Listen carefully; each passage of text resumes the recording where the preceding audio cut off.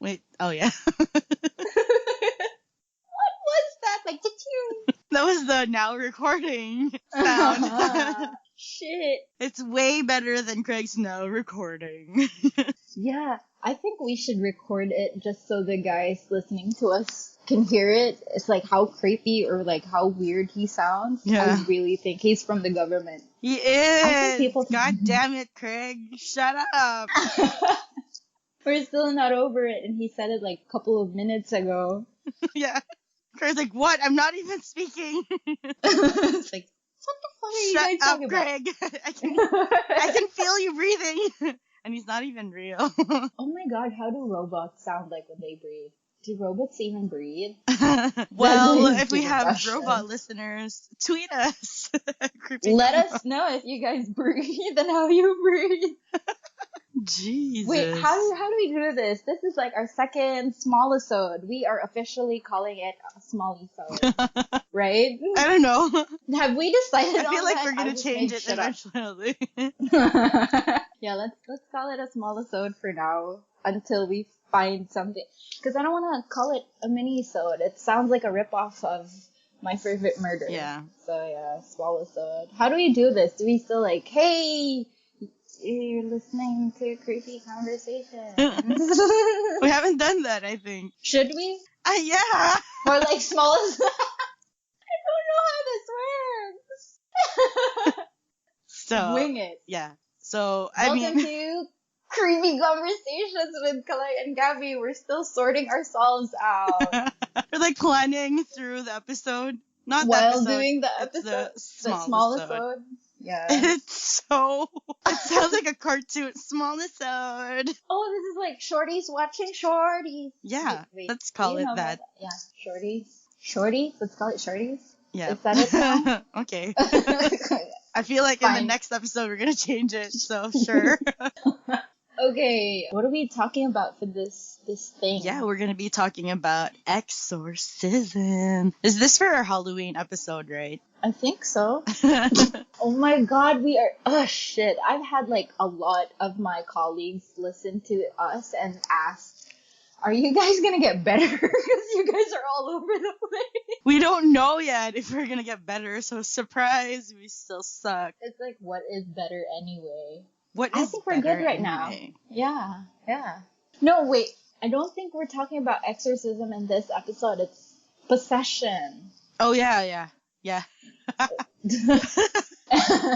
Exorcism is like the process of removing the shit that's inside someone. No, that doesn't sound right, but you guys know what I mean. Removing something inside someone. It's like a surgery. Spiritual surgery. Ooh, exorcism is a spiritual surgery. I'm such a genius. But like some Wait, surgeries you have to add agree. Right. God damn it. Back to being an idiot, sorry. Wait, but I'm kind of like ready for this recording because before we did stuff, I peed, I pooped, and I ate. So I'm not cutting anything short. TMI, but okay. Are you drinking right now? About to. Why? Oh, okay. Nothing. It's like, but not drunk drink because I've had too much last night. This is green tea. You had too much to drink, but little to eat. Mm-hmm. Fucking mashed potato, man. You would think like you'd get a dollop, probably like an ice cream scoop. It was like fucking smeared on my plate. That shit was too fancy for its own good, and I did not ask for it. And she had one cherry tomato. Yeah, and then the carrot was smaller, like thinner than my finger. What is that? Okay, I'm so over my food. I think I have made my peace with how shit my food was not shit last night, but the serving was. It just wasn't what I was asking for. Anyway. How do people enjoy fancy food? How can you you eat so you're full and you're happy, but how does that work with fancy food, right? Yeah, as our listeners can tell, we're not fancy people. That's why we're asking the right questions. I don't even want to be fancy. I just want to eat my heart out. Yeah. When it comes to food, the not fancier, the better. Yeah, we eat shit food. We eat street food. I love street Street food. Whoop whoop. Oh. You know what? The guys are actually expecting paranormal shit right now. We're talking about food. Are you guys This hungry is the too? new podcast. It's just even a creepy conversation. It's not even creepy anymore. So, should we start? Yeah, go for it. I still have to internalize my 4-page long story. Sorry, Thanks for it. So, I'm gonna go first. We're gonna be talking about Clarita Villanueva. So, this is the story of the exorcism of, well, actually, the exorcism is just like a really, really short part of it. Anyway, so Clarita Villanueva she's from Bacolod. She was 18 years old at the time of the happening. She originally came from Bacolod, like I said earlier, but she moved to Manila. She moved to Manila at the age of 18 because she decided to elope with her lover. But when she moved to Manila, she found out that her lover was already married. And because of that, she was like, fuck it. Oh, no, actually, she went to Manila. She became a helper first. Okay, get it straight. Craig made me do that. Okay. So she went to Manila with her lover to elope with her lover, and then she found a job. She became a helper, and then while she was a helper, she found out that her lover was actually married. So she was like, fuck this shit. So she became a dancer. It wasn't specified. I tried to look for what kind of dancer she was, but I think she was a dancer at a nightclub. Or I don't know. Exotic. Are there dancers back in the 1950s? This happened in 1953, by the way. I think so. Okay. I think it's like the same as the Vietnam ladies, like, I love you long time. Probably. I don't know if there were like nightclub dancers before or she was like a dance instructor, whatever, but You're too nice, dance instructor. Come on. 'cause that's we what- know this. that was what was stated, that she was a dancer. I think they would state if she was like a nightclub dancer, or if she was like, the term before was like exotic dancer, but they didn't. Wait, does this even matter what type No. of dancer she is? Why am I dwelling on it? Jesus. So let's move on. Attention to detail, that's why. She was watching a movie one night, and she was walking around after watching a movie when the cops like imprisoned her, put her under arrest because they thought she was a vagrant. Or She was a what? A vagrant. What is that? I was hoping you'd tell me. How do you spell it? V-A vagrant. Like fragrant, but With a a V. person without a settled home. Okay. Beggar. Wayfarer. Yeah, they thought she Okay. was homeless, but she wasn't. So that's how she ended up in Bilibid prison. At that time, just so you know, a background to those who are listening that aren't from the Philippines, Bilibid prison is like the worst prison in. Wait, we already said that in the Chong episode. Just in case this is their first time listening to it, like, you know, how like No, other people like, listen to. they should listen to our other episodes before they reach this part. Yeah. But yeah, it's the worst prison. I don't think it already had that status before, back in the 1950s. But yeah, this was back before police could still arrest you for being homeless. Anyway, so in prison, she started claiming that she was seeing a strange creature. And she described the creature to have curly hair, 2 fangs, and very, very large eyes. And then soon after that, after claiming that she could see this creature and that this creature was bothering her, she became like completely hysterical. She would start screaming and then sometimes faint because of her being hysterical. And then soon her cellmates like started noticing that she had like bruises all over her body, and then not just her cellmates actually, but guards as well, that they witnessed that there were bite marks that would suddenly appear all over her body during her hysteria. So she would like scream and like, according to the witnesses, in a voice that wasn't hers. Like, it was deep and it was loud and it sounded like it didn't come from her throat or from her. It just sounded like it came from somewhere else. And then So they had to remove her from prison because it was causing chaos in the prison. No one wanted to go near her. No one wanted to touch her. The whole prison was like, they were begging for her to be removed. So they transferred her somewhere else, which is funny because I read somewhere that she was transferred to a morgue, but she didn't die. What? Yeah, I read that she was transferred to a morgue. Anyway. What the fuck? I couldn't find any reason why she was transferred to the morgue, so I'll just proceed. So the news reached to the mayor of Manila at that time, Mayor Arsenio, I think his last name was Lacson or something. I forgot to write it down. And he claims that, because this dude is known to be tough, and he's known to be a skeptic. He doesn't believe in bullshit and that kind of shit. And he's known to be like the tough guy. He's not easily fazed or whatever, because it's like part of being the mayor of Manila as well, being like the mayor of the capital of the Philippines. So he claimed that while he was beside the girl, 15 minutes of like seeing her, soon after there were like bite marks that appeared all over her body while she was in hysterics. And then there was also a medical examiner that claimed that he saw the bite marks appear while Clarita Villanueva was possessed, and that the bite marks weren't human-like because the bite marks were, they were round. You know how the usual bite marks of like humans are, it's not really perfectly round, right? It's like elliptical or... Yep.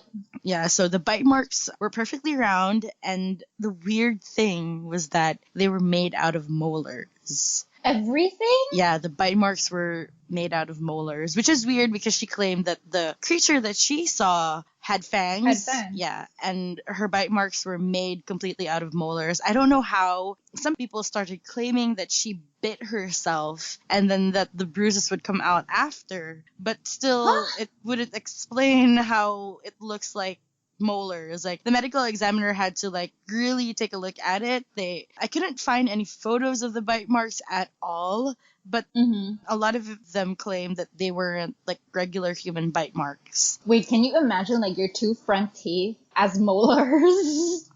If everything is like, I don't even know. I'm not sure what I'm imagining. It sounds, I feel like it would look like, you see those pictures of sharks that have human teeth? I feel like it would look like that. But my molars are weird though, because my molars are fangs. Like, they're sharp. I don't know. But like, I can't imagine them as like your front teeth. Yeah. Because like your front teeth are flat. Fuck? Yeah. Like, what? But how... I don't know. I wanted to see the picture. Yeah. If there were any pictures. The only picture that I could find. If you guys can Google it, I will post it on our Tumblr as well. Her picture of her being possessed is like so funny. I'm sorry for laughing at it, but the whole picture was like, everyone was like, all I can say is everyone was like, that's it. Because it was her face that she was making was funny. And then you can see the mayor in the picture, like, at her side with the sunglasses on, and his face was like, let me see that shit. Anyway, it's funny. For me, it's funny. So, and because of that, they had to call in a priest and two Protestant, how do you pronounce that? Protestant. Yeah. Yep. I'm stupid, you guys. Sorry. So 2 Protestant ministers were called in, as well as the priest, to perform the exorcism. And the priest who actually performed the exorcism went out to write a book about his experience. And he stated that what he witnessed at the time was horrifying, and that he said that she would go from being like really meek and being gentle and saying that she loves Jesus, and the next thing she would like scream and like curse at the priest and in a very heavy, weird voice, and she would start spitting at everything and at everyone who was trying to hold her down. And then it took hours before they finally expelled the thing. Like, they didn't even have a name for what possessed her. And then because of that incident, it went on to like international news. It went on to Really? a couple of international news, especially in Australia. I think they're interested in that kind of thing. It was featured in the Barrier Miner, the Beaver Valley Times, Sydney Morning Herald, Singleton Argus, the Argus, and my favorite, The Truth. So it was also it was also featured a newspaper in California as well. So the story went international because it was weird that she was that there were bite marks all over her body all of a sudden while she was possessed, and it wasn't like the regular possession where they just change their voices and they would like stretch their bodies almost like a contortionist would, but hers was like she didn't do that exactly. She was stronger than the usual, but the weirdest thing were the bite marks all over her body. And a lot of medical people, like psychiatrists, they believe that she just went through a hysterical fugue, which is a state or period of loss of awareness of one's identity, and it's associated with certain forms of hysteria and epilepsy, which kind of makes sense because she wasn't really that strong, but she was strong enough to not like the usual how like how people are possessed and they become like super strong. Like how she was like she was stronger than how she looks, but not that kind, and she was like supernatural, not the supernatural kind. But what they couldn't explain were the bite marks all over the body, which why that's why people were claiming that she did that, and these people were just lying to like when they claimed that they saw the bite marks come out, they were just lying and shit like that. So there were no like medical explanation for the bite marks. And during the interesting thing was at that time, priest that exorcised her, his name was Lester. Jesus, what was his name? Father Lester Frank Sumral.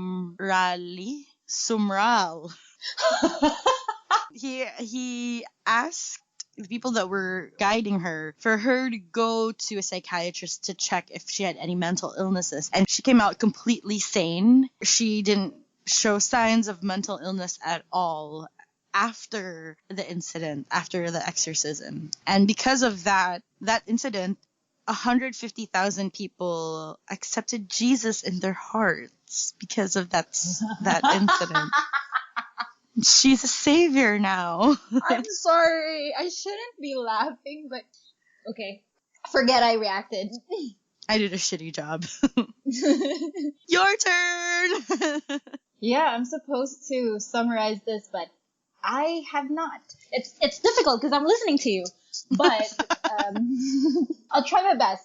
As usual, we're gonna wing this. This story is about Teresita Basa, and she is...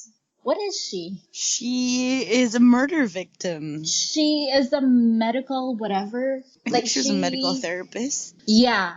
So she was from the Philippines and she moved to Chicago and she worked for this hospital. But yeah, she was found dead in her house because of... So someone burned her apartment and the firefighters saw her body under... It was nude and it was under the mattress, with a butcher knife shoved shoved in her chest. So it was pretty obvious that she was murdered. Mm-hmm. And I think, I'm doing such a poor job at this. I think it's stupid. I don't know what I'm doing. Whoever killed her is so stupid. They burned her apartment. It was like it's equivalent to him calling the cops on himself. That's so true. No, thing is, if you wanted it to look like an accident, like she died in the fire, why the fuck did he not take out the knife? Yeah, dude. From her body? And why did he put her under the mattress? It's like, you did shit. Yeah. And what we're doing right now, we're basically teaching people how to commit the perfect murder, which is wrong, you guys. Don't do it, because as you can see, we're going to make fun of you. Yep. No, this is like how difficult it is to do it, so just don't, It's like, you're just gonna call the cops on yourself one day if you mess up. Don't even try it. But yeah, so the police had trouble. Well, obviously they knew it was murder. So Detective Joseph Statula and his partner Lee R. Eplin were assigned to this case, and they had like a really hard time working on it because all they had as evidence was a note which read, "Get tickets for AS." And it's like, who the fuck is AS? What is an AS? Mm-hmm. At some point, this case was just like floating, but then someone named Dr. Juan Chua, he was a surgical assistant at the Franklin Boulevard Community Hospital. I'm not sure how that's important, but he was a doctor. Mm-hmm. He reached out to the detectives because his wife, Remy Chua, Woo-woo. was possessed by Teresita Basa. Yeah. I know you guys are like wondering who the hell are these guys and why were they involved?